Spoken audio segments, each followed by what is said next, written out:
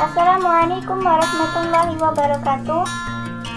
Perkenalkan, saya Siti Rofiah dari Stikes Mitra di Guna Palembang, Prodi D3 Keperawatan semester 2. Di sini saya akan menjelaskan tentang patofisiologi tahap perkembangan anak sekolah dan remaja. Yang pertama, saya akan menjelaskan dahulu tahap perkembangan anak sekolah.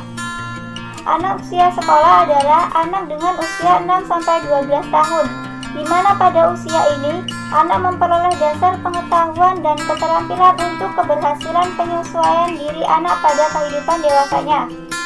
Sekolah menjadi pengalaman inti pada anak, karena dianggap mulai bertanggung jawab atas perilakunya sendiri dalam hubungan dengan orang tua, teman sebaya, dan orang di sekitarnya. Pada usia ini, kalau dalam Islam, periode ini disebut dengan masa tamyiz, yakni mulai usia 7 tahun. Pada periode ini, pastinya anak sudah mulai bisa membedakan mana yang baik dan mana yang buruk berdasarkan nalarnya sendiri. Anak diperintahkan untuk mendirikan sholat mulai usia 7 tahun. Walaupun sebelumnya anak perlu pembiasaan dan pengajaran dahulu agar kelak anak sudah siap dan paham bagaimana cara sholat yang sebenarnya. Pada perkembangan anak sekolah ini ada beberapa aspek, yakni yang pertama adalah aspek kognitif. Menurut Piaget, anak usia 6-12 tahun berada pada tahap operasional konkret. Anak telah memiliki kecakapan berpikir logis, akan tetapi hanya dengan benda-benda yang bersifat konkret. Pada tahap ini ditandai dengan 3 kemampuan baru yang akan dikuasai oleh anak, yakni kemampuan mengklasifikasikan, menyusun, dan mengasosiasikan angka atau bilangan. Kemampuan kognitif pada masa ini merupakan dasar diberikannya ilmu seperti membaca, menulis, dan menghitung. Yang kedua adalah aspek fisik dan motorik. Pada masa usia sekolah ini, anak sudah siap menerima pelajaran keterampilan yang berkaitan dengan motorik, seperti menulis, menggambar, melukis, mengetik menggunakan komputer, berenang, bermain bola, dan atletik. Yang ketiga adalah aspek bahasa.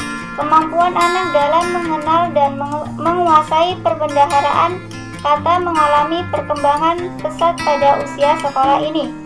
Sekitar 2.500 kata yang dikuasai oleh anak usia 6 tahun akan meningkat menjadi 5.000 kata yang bisa dikuasai saat nanti anak usia 11-12 tahun. Pada periode ini juga bisa dimiliki keterampilan mengelola informasi yang diterima serta berpikir dan menyatakan gagasan.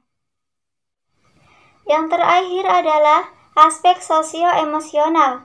Menurut Erikson, anak usia 6-12 tahun akan memasuki tahap industrial dan inferioritas. Kalau sebelumnya anak berada di lingkungan keluarga, pada tahap ini anak akan banyak keluar ke lingkungan sekolah.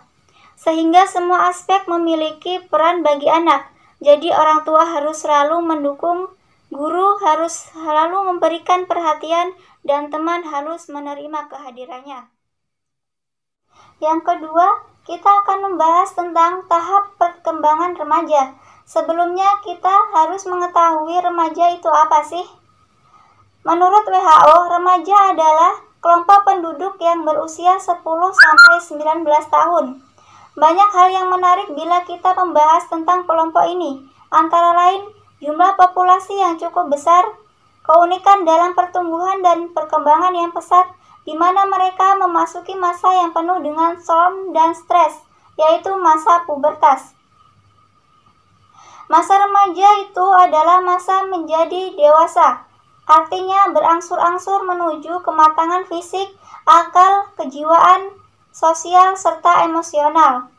Ada 3 tahap perkembangan remaja. Yang pertama adalah remaja awal. Seorang remaja pada tahap ini berusia 10-12 tahun, masih berheran-heran dengan perubahan-perubahan yang terjadi pada tubuhnya sendiri dan dorongan-dorongan yang terjadi pada tubuhnya itu. Yang kedua adalah remaja madya. Tahap ini berusia 13-15 tahun. Pada tahap ini remaja sangat membutuhkan kawan-kawan. Ia senang kalau banyak teman yang menyukainya. Ada kecenderungan narastis, yaitu mencintai diri sendiri. Yang ketiga adalah remaja akhir. Tahap ini usia 16-19 tahun. Adalah masa konsolidasi menuju periode dewasa. Baiklah, mungkin cukup di sini yang dapat saya sampaikan. Semoga bermanfaat. Jangan lupa like dan subscribe ya. Saya akhiri. Wassalamualaikum warahmatullahi wabarakatuh.